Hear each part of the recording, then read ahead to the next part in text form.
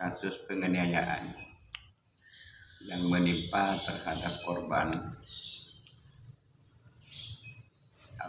masuk keluarga Brigade 571 khususnya di Kecamatan Talago itu. Awalnya kami tidak segampang itu menerima atau sampai melaporkan kasus tersebut. Kami sudah melakukan pemanggilan terhadap pihak korban dan pada anggota kami yang minta bantuan pendampingan kepada kami sebagai Ketua Ormas Brigade 571 di wilayah Madura untuk pendampingan melakukan langkah-langkah melaporkan masalah penganiayaan tersebut. Jadi sebelumnya kami sudah melakukan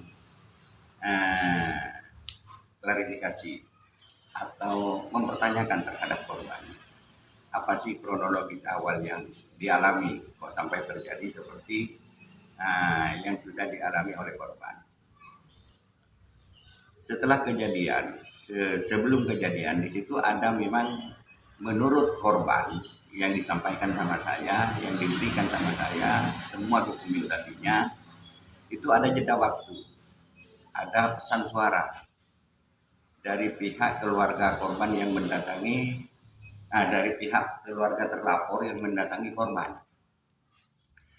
Ada semacam sedikit ancaman, ada semacam perbuatan yang tidak menyenangkan kepada pihak korban. Itu waktunya sekitar jam 17.30 tanggal 18 September 2022. Ini berbicara kronologis sebelum saya ini menandatangani berita surat kuasa yang dari pihak korban untuk melanjutkan perkara. Jam 18 terbukti diisi pesan suara tersebut dari keluarga korban, dari keluarga terlapor itu mendatangi pihak korban ke rumahnya jam 18 waktu maghrib. Disitulah terjadi semacam cekcok. Namanya perempuan, kita yang jelas rami. Akhirnya terjadilah banyak rami orang-orang, katanya banyak orang di sana. Lanjut itu tanggal 20 korban mendatangi saya dan membuat berita atau surat pernyataan pendampingan melalui kuasa daripada Brigade 571 yang di dalamnya itu ada LBH kami dari Brigade 571 semacam pengacaranya juga. Akhirnya kami laporkan ke pihak penyidik ke Polsek Kaliangat, Polsek Talago awalnya. Dari Polsek Talago dilimpahkan dilanjutkan ke suruh melaporkan ke Polres. Setelah itu saya laporkan ke Polres bersama korban, mendatangi Polres, Tipikor. Ini kronologis, tapi sekarang yang kami angkat adalah mengapresiasi langkah-langkah daripada pihak penyidik atau pihak Kapolres Sumeneb yang sudah sampai melakukan konfrontasi. Itu sampai dilakukan visum waktu itu. Korban dilakukan visum yang diantar oleh pihak petugas kepolisian ke RSUD Sumeneb.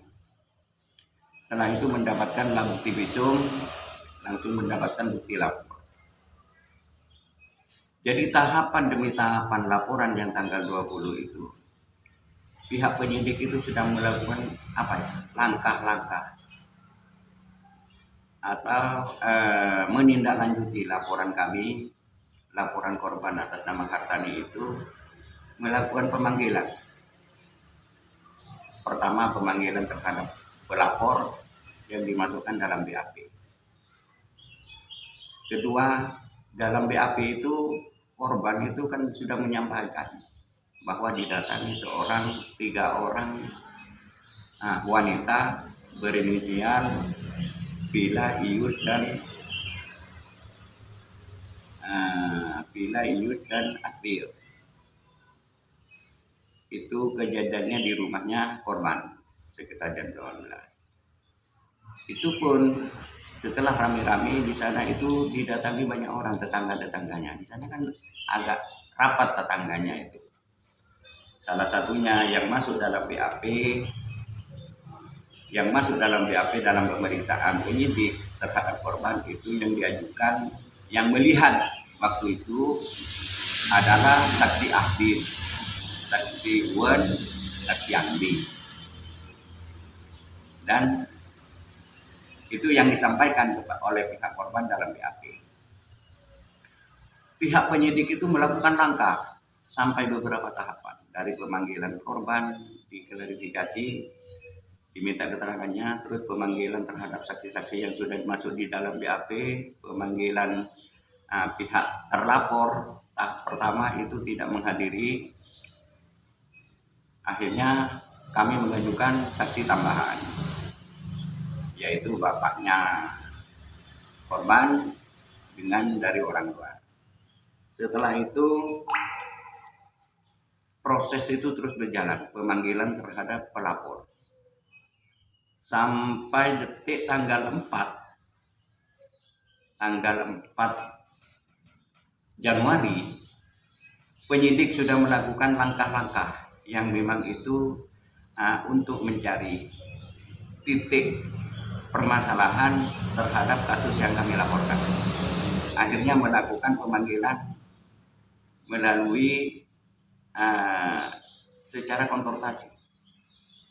Jadi penyidik tidak ada titik temu dalam pemeriksaan, dalam proses hukum, makanya penyidik itu mengapresiasi, memanggil semua pihak, dari pihak terlapor, pihak korban, pihak saksi, tanggal 4 Januari 2023 tersebut itu dilakukan konfrontasi.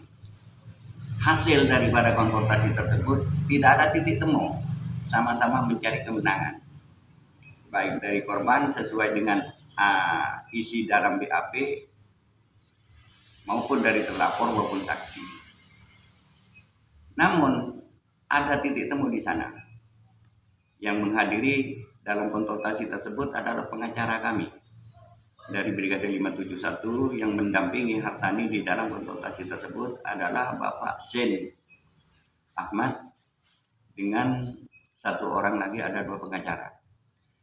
Jadi dalam pernyataan di dalam konsultasi tersebut, pihak terlapor itu mengakui bahwa mendatangi pihak korban tanggal 4 itu waktu jam 18 itu dan memegang pihak korban. Tapi untuk melakukan pencakaran atau menjamah atau melakukan kekerasan terhadap korban itu tidak diakui. Namun yang diakui hanya memegang. Ini menurut pengacara Zen Ahmad yang mendampingi pihak korban. Untuk itu saya sebagai pendamping dari Ormas Brigade 571 merasa puaslah dengan langkah daripada pihak kepolisian yang menangani terhadap kasus yang kami laporkan, yang kami dampingi. Intinya kasus tersebut tidak ada jalan lain terkecuali kami minta supaya dilakukan gelar perkara. Kasus yang kami laporkan ini sudah masuk ke 3 unsur. 1 unsur pemula, 2 unsur saksi, 3 unsur visum. Jadi harapan kami kepada penyidik supaya secepatnya kasus yang kami dampingi ini dilakukan gelar perkara, masuk ke tahap lidik, bukan masuk ke tahap penyelidikan, bukan lidik lagi. Hentikan lidik lagi. Itulah yang kami harapkan dari Brigade 571 Trisula Macan Putih sesuai instruksi dari pusat, kasus ini supaya dikawal sampai tuntas. Jadi harapan kami kepada pihak penegak hukum, terutama kepada penyidik yang menangani, seharusnya setelah tanggal 4 dilakukan konfrontasi tersebut, saya harap secepatnya dilakukan gelar perkara. Itulah harapan kami, dan kami tetap mengapresiasi langkah daripada pihak kepolisian yang menangani kasus yang kami dampingi. Itulah selebihnya nanti wawancara daripada penyidik akan kami sampaikan, dari pengacara kami akan kami sampaikan bahwa apa yang sudah terjadi di dalam konfrontasi tersebut. Demikian harapan kami.